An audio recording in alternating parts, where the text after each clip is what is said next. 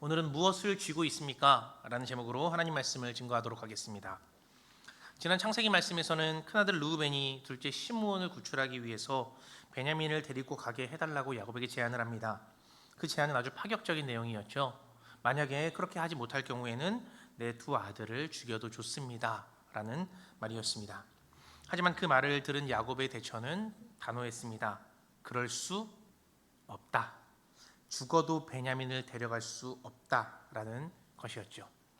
이처럼 막내 아들 베냐민에 대한 야곱의 집착으로 인해 가족들 모두가 곤란을 겪게 되는 상황이 되었습니다. 그래도 그때까지는 시므온과 요셉, 베냐민을 제외한 9명의 아들들이 가져온 식량 덕분에 당장 먹을 것은 있었던 상황이었습니다. 그런데 시간은 속절없이 흘렀고 기근은 심해졌습니다. 이제 남은 곡식도 다 떨어지게 되었습니다. 더 이상 버틸 수가 없게 된 것이죠. 그때 야곱이 이런 제안을 합니다. 우리 2절을 같이 한번 읽어볼까요? 함께 읽겠습니다. 그들이 이집트에서 가지고 온 곡식이 다 떨어졌을 때에 아버지가 아들들에게 말하였다. 다시 가서 먹거리를 조금 더 사오너라. 아멘. 참 철이 없죠. 현재 이 집의 가장은 누구입니까? 이스라엘 야곱이죠. 가장 큰 어른은 누구입니까? 그 역시 야곱입니다. 그런데 야곱은 이집트에서 가져온 곡식이 다 떨어질 때까지 아무것도 하지 않았습니다. 아들들을 보내지 않았죠. 야곱의 아들들은요, 그 떨어져가는 식량들을 보면서 애가 탔을 겁니다. 그리고 또 시므온을 생각하면 더욱더 그랬을 겁니다. 지금 시므온이 저기 묶여 있는데 잘못하면 죽을 수도 있는데 아버지가 왜 저러실까? 왜 결단하지 않으실까? 라는 생각을 했겠죠. 전에 말씀드린 것처럼요, 야곱은 시므온을 이제 없는 자식이라고 생각을 했었던 것으로 보입니다. 그리고요, 살아있는 그 자녀를 더 이상 보지 않아도 된다라고 생각을 한 거죠. 누구만 있으면 되니까요? 막내 아들 베냐민만 있으면 되니까 말이죠. 서글프기도 합니다. 나머지 10 아들에게 야곱은 어떤 모습이었을까? 참 못된 아버지가 아니었을까라는 생각이 듭니다. 또 10절에 보면은요, 이런 말씀이 있습니다. 제가 한번 읽어드리겠습니다. 우리가 이렇게 머뭇거리고 있지 않았으면 벌써 2번도 더 다녀왔을 것입니다.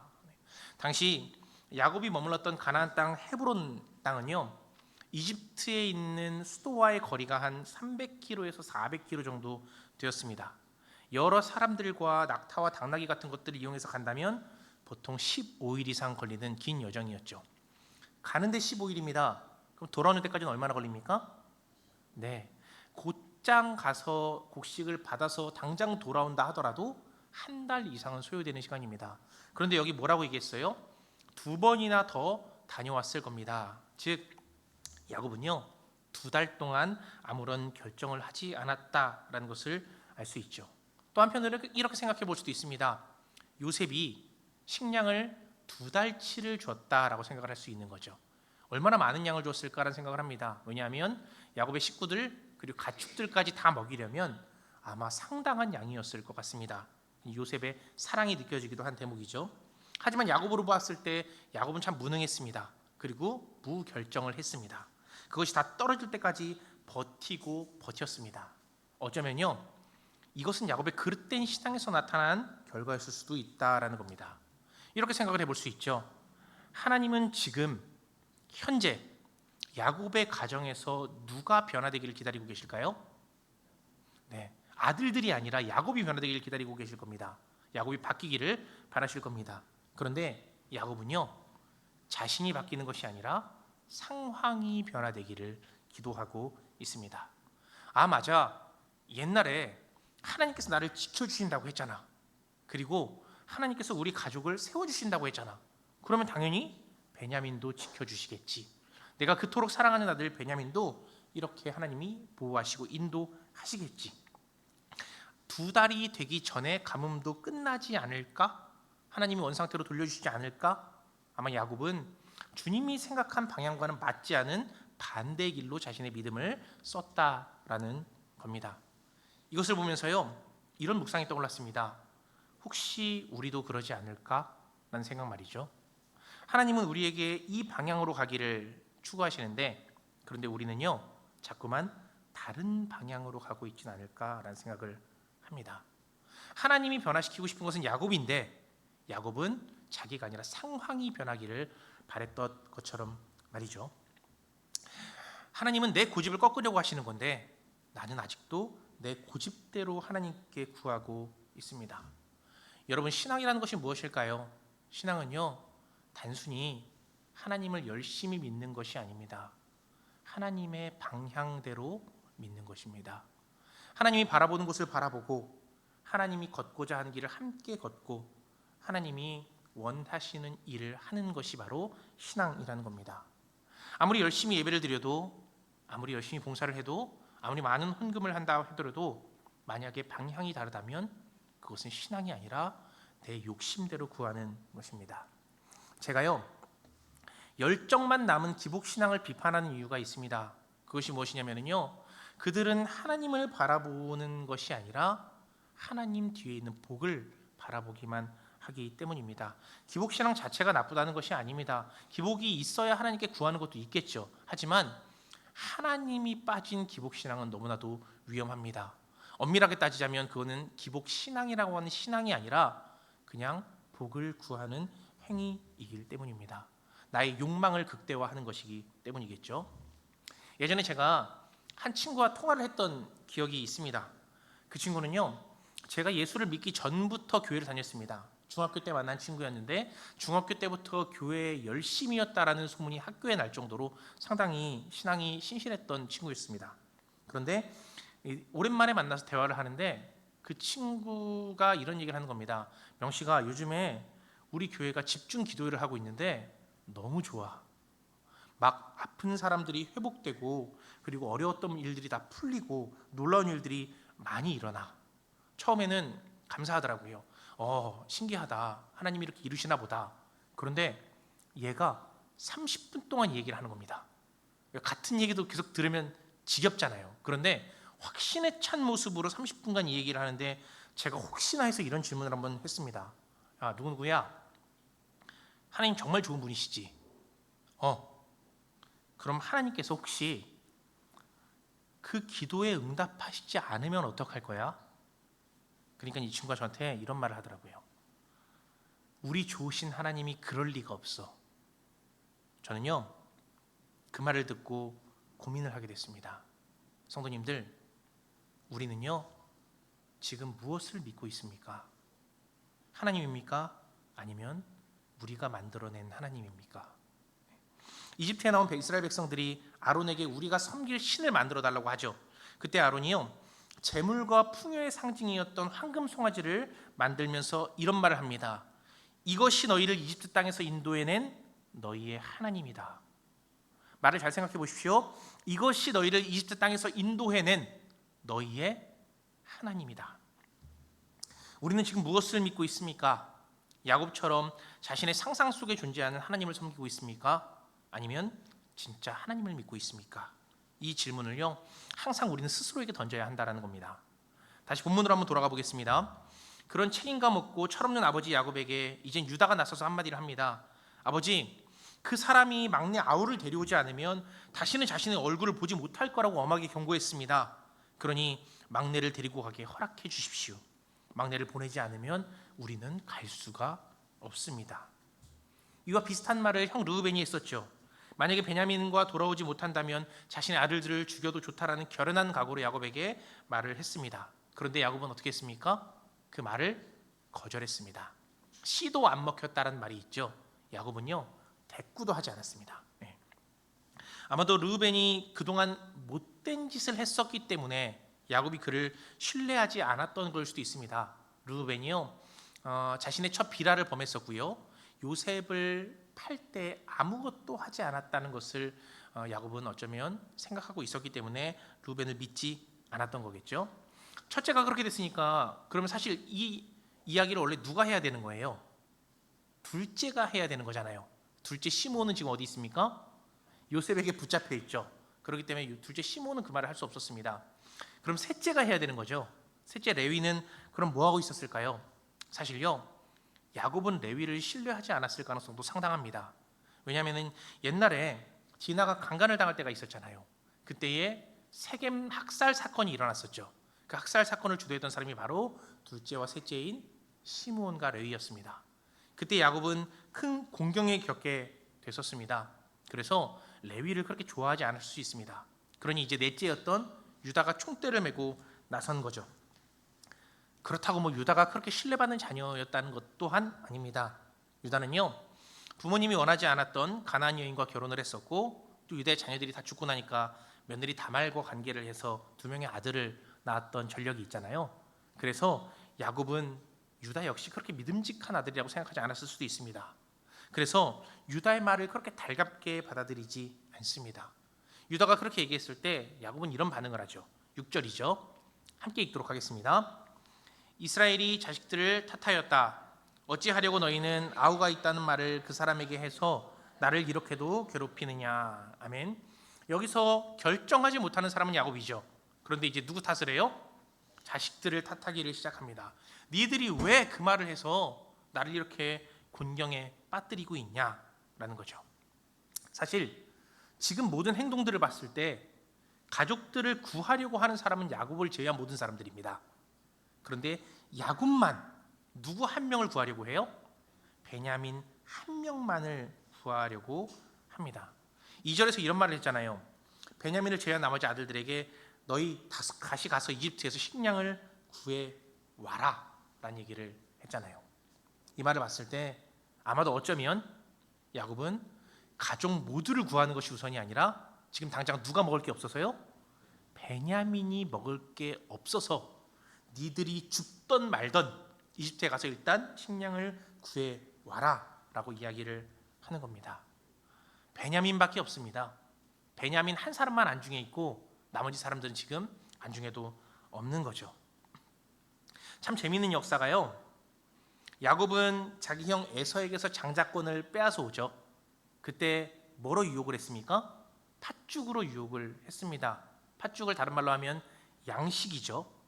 자신의 복을 얻기 위해서 양식을 썼습니다. 그리고 이제 평생 재산을 위해서, 먹고 사는 것을 위해서, 양식을 위해서 애를 씁니다. 그런데 지금 야곱에게 무엇이 없어요? 양식이 없어요. 양식이 없어서 자기가 가장 아끼고 사랑하는 것이 죽게 생길 정도가 되었다라는 겁니다. 하나님께서는요, 자꾸 상황을 몰아가시는 겁니다. 야곱에게 정신 차려라 이놈아, 나를 좀 봐라. 내가 왜 양식이 없게 만드는지 네 상황을 보면서 나를 의지해라 라는 말씀을 지금 하시는 거죠. 너 그거 놔야 돼. 안 그럼 죽어. 내가 사랑하고 집착하는 거 내려놓지 않으면 내가 한 번에 그거 다 날려버릴 수 있어 라는 아주 묵직한 경고를 하시는 겁니다. 그런데 야곱은 그것도 모르고 이제는 남 탓을 하기 시작합니다. 아들들 탓을 하는 거죠. 유다는 답답했습니다. 그래서 유다 역시 르우벤과 비슷한 결단을 하죠. 8절에서 10절입니다. 8절에서 10절 우리 함께 읽어보겠습니다. 유다가 아버지 이스라엘에게 말하였다. 제가 막내를 데리고 가게 해주십시오. 그러면 우리가 곧 떠나겠습니다. 그렇게 하여야 우리도 아버지도 우리 어린 것들도 죽지 않고 살 수 있을 것입니다. 제가 그 아이의 안전을 책임지겠습니다. 아버지께서는 그 아이에 대해서는 저에게 책임을 물어주십시오. 제가 그 아이를 아버지께로 다시 데리고 와서 아버지 앞에 세우지 못한다면 그 죄를 제가 평생 달게 받겠습니다. 우리가 이렇게 머뭇거리고 있지 않았으면 벌써 2번도 더 다녀왔을 것입니다. 아멘. 유다 역시 지금 시므온과 가족들을 살리기 위해서 애를 씁니다. 자신이 모든 책임을 떠안겠다고 장담하며 야곱을 설득하려 합니다. 놀랍게도요, 이 유다의 결단 이후로 야곱의 가문, 이스라엘의 가문은 유다 중심으로 재편이 됩니다. 이때가 유다 가문의 운명을 바뀐 결정적인 시점이 되었다라는 것이겠죠. 또 한 가지 덧붙이자면요, 이렇게 가족들을 책임지려는 유다의 마음이 있잖아요. 가족들을 위해서 나를 희생하려는 유다의 마음이 있잖아요. 나중에 이와 비슷한 형식으로 자신이 모든 책임을 떠안는 한 분이 계신데 그분이 바로 예수 그리스도이죠. 그 예수 그리스도가 어디 지파인지 아십니까? 네, 놀랍게도 유다 지파에서 탄생을 하게 됩니다. 자신의 목숨을 걸고 가족들을 모두 살리겠다는 희생적 결단을 보인 유다, 그리고 실제 자신의 목숨을 희생함으로 인해서 십자가에서 인류를 구원하신 예수님, 이런 연결고리가 좀 있다라는 거죠. 유다의 열정적인 설득이, 그 희생이 야곱의 마음을 움직인 걸까요? 야곱이 마음이 조금 변화가 나타나기 시작합니다. 유다의 결단이 야곱의 마음을 흔들어 놓았던 거죠. 그래서 야곱은 아들들에게 이렇게 말합니다. 꼭 그렇게 해야겠다면 그렇게 하도록 해라. 그리고 이 땅에서 나는 가장 좋은 것들을 가져가서 그분께 선물로 드려라. 유향과 꿀을 담고 향품과 몰약과 유향나무 열매와 감복숭아를 담아라. 야곱이 얘기했던 이 선물들은 그 당시 그 땅에서 가장 귀중한 선물들이었습니다. 왜 우리들은 지금 양봉을 하잖아요. 그래서 꿀을 어디서 채취합니까? 양봉장에서 보통 채취를 하죠. 그런데 당시에는요, 그런 기술이 그렇게 크게 발달하지 않았습니다. 그래서 여기서 얘기하는 꿀은 절벽 사이에 있는 또 나무에 있는 그런 석청을 의미합니다. 아주 귀한 꿀이죠.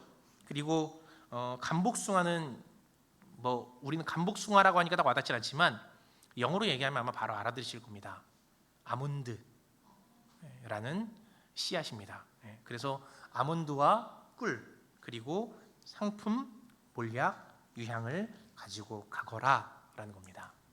향품과 유향과 몰약은 그 당시에 최고의 고가로 판매되던 물건들이었습니다. 왜? 요셉이 미디안 상인들에게 팔리게 되잖아요.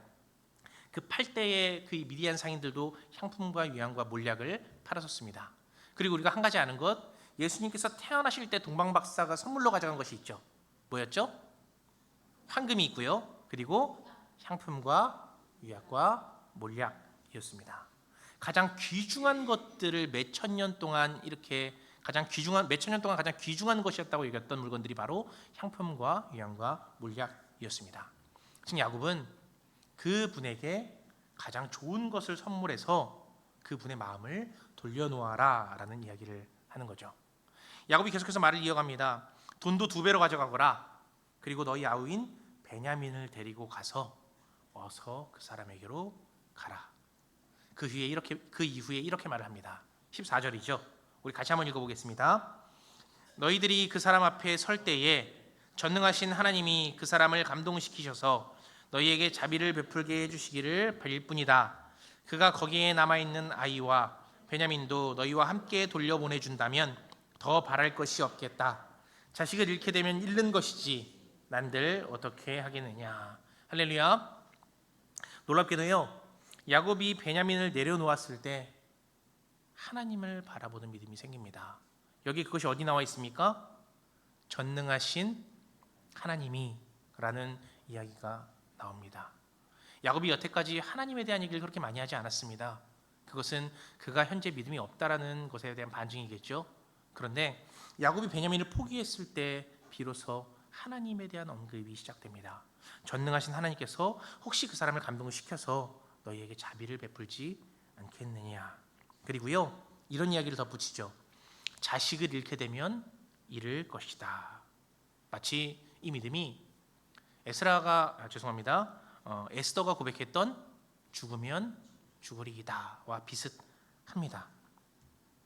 야곱은요, 만약에 이때 이 마음을 먹지 않았으면 앞으로 남은 6년의 가뭄으로 인해서 아마도 야곱과 모든 이스라엘의 가문은 다 굶어 죽게 되는 역사가 일어났을 겁니다. 아이러니하게도요, 자신이 죽었다라고 생각하는 시므온만 살아남을 수 있는 결과가 나타났겠죠.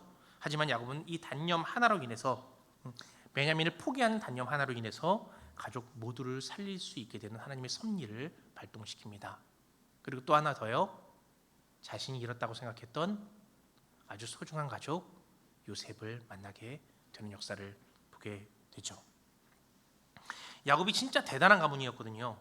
거짓과 속임수, 집착과 배반, 소유욕과 살인까지 하나님을 믿지 않는 자녀들도 차마 할 수 없었던 일들을 척척척 해나가는 아주 대단한 사람들이었습니다.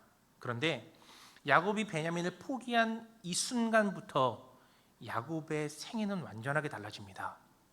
그 이후에 있는 모든 성경 구절에서 야곱을 비난하는 일은 없습니다.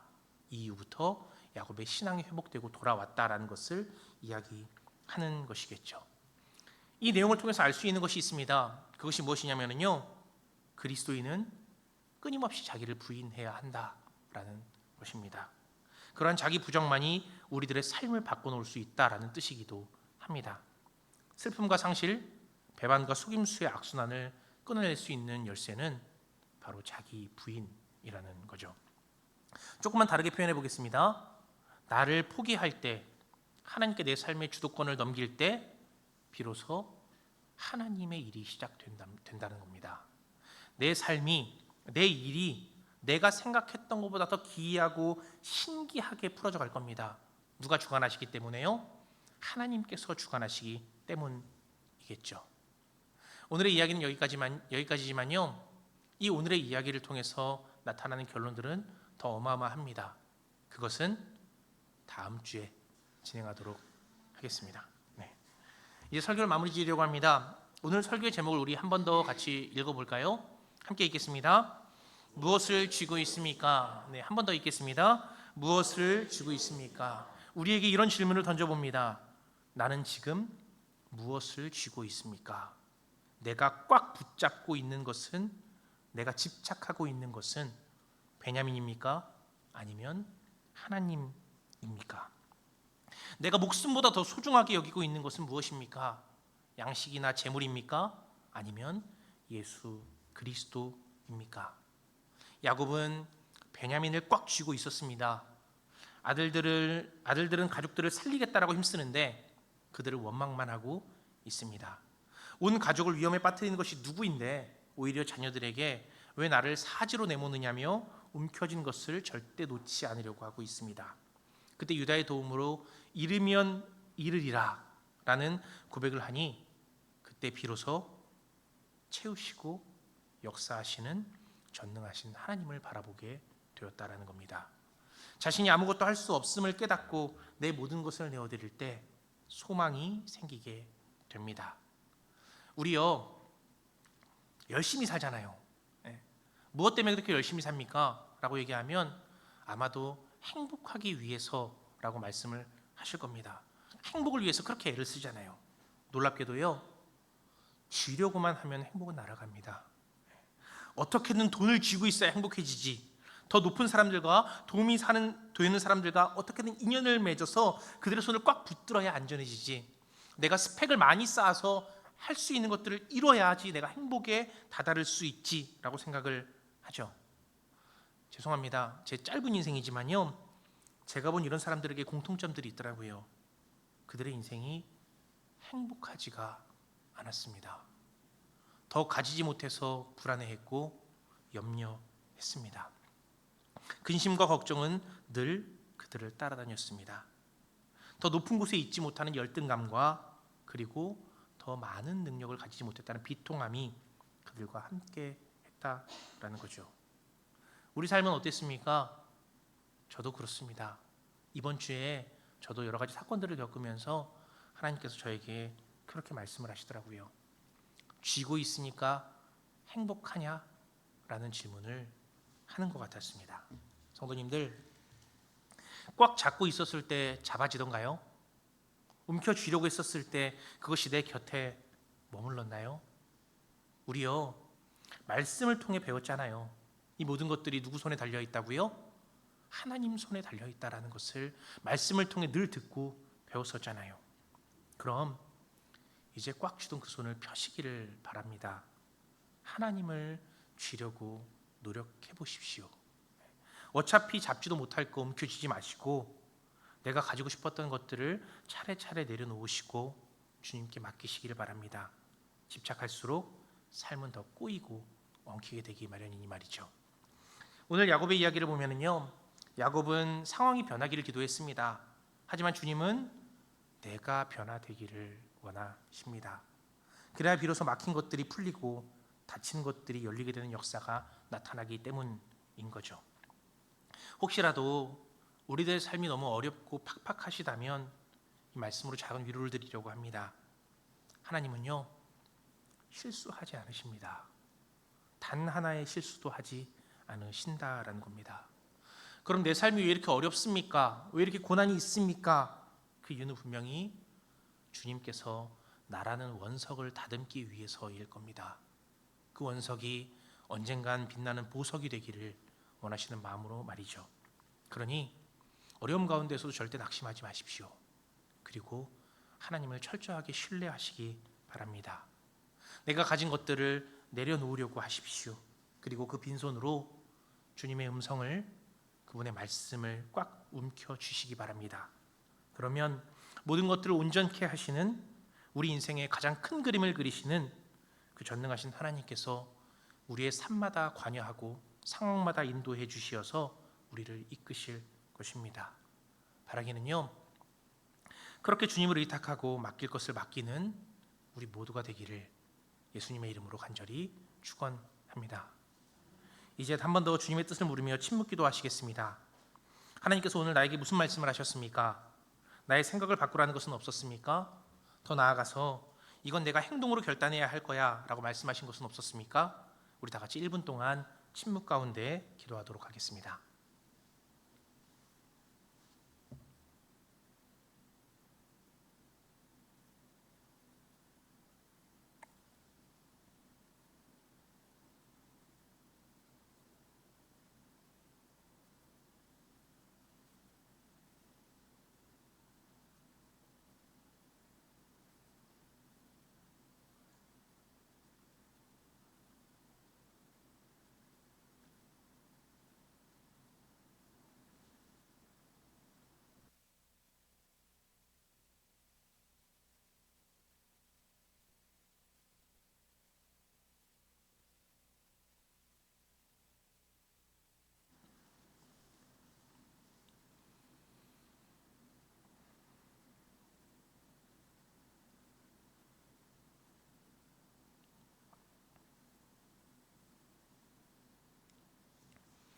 하나님, 참 부족합니다.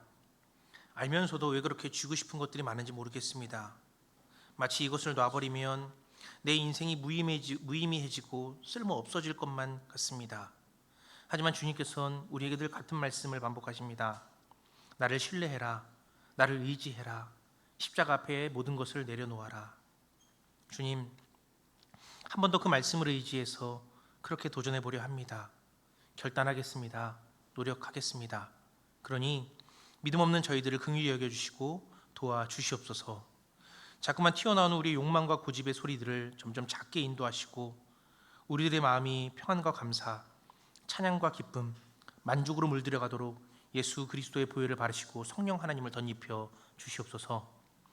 주님만 바라보겠습니다. 이 신앙의 고백이 무색해지지 않도록 우리를 하나님과 더 가까이 붙여 주시옵소서. 예수님의 이름으로 기도드립니다. 아멘. 이제 모두 자리에서 일어나셔서